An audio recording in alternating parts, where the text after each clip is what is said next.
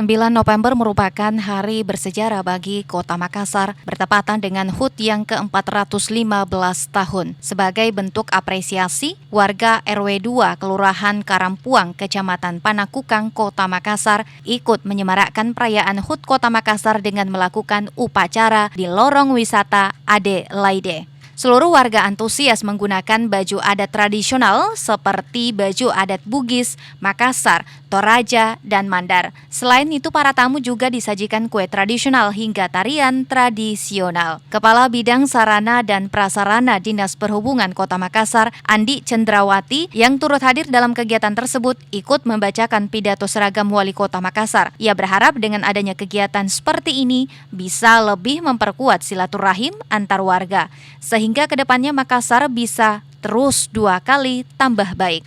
Ya, semoga kedepannya lebih baik, Pak. 2 kali tambah baik.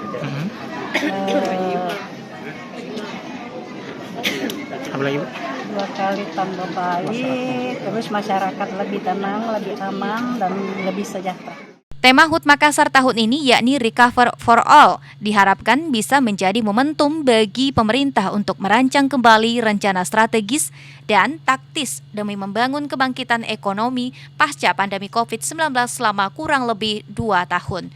Mulyadi, Fajar TV, dan Fajar Radio melaporkan.